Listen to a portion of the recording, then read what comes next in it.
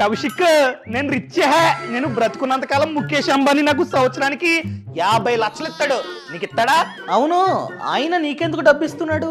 ఎందుకేంటి, ఈ ఇల్లు ముఖేష్ అంబానీకి అమ్మేసా, సో నా పాత ఇంటికి షిఫ్ట్ అవ్వాలి. ఆ ఇల్లు 10 కోట్లు కదా. ఇల్లు అమ్మేటప్పుడు ముఖేష్ అంబానీ నాకు 2 ఆప్షన్లు ఇచ్చాడు. ఫస్ట్ ఆప్షన్, ఒకేసారి 10 కోట్లు ఇచ్చేస్తా అన్నాడు. రెండో ఆప్షన్, నేను చచ్చేంత వరకు ఎవ్రీ ఇయర్ 50 లక్షలు నాకైతే ఇస్తా అన్నాడు. తెలివైనోడు కదా, సో ఒకేసారి కాకుండా ప్రతి ఇయర్ 50 లక్షలు ఇమ్మన్నా. అరే పిచ్చోడా, ఆ 10 కోట్లు తీసుకెళ్లి పెట్టుబడి పెట్టు. ఇన్వెస్ట్మెంట్ చేస్తే నీకు రిటర్న్స్ అన్నవి వస్తూ ఉంటాయి. వరస్ట్ కేసులో నువ్వే కనుక ఆ డబ్బుని తీసుకెళ్లి ఎఫ్డి చేసుకున్నా కూడా, 1 ఇయర్ టెన్యూర్ కి ఎఫ్డి చేసుకున్నా కూడా, ఇయర్ కి అట్లీస్ట్ వడ్డీ 5% అనుకున్నా కూడా నీకు 50 లక్షలు వడ్డీయే వస్తుంది ఎవ్రీ ఇయర్.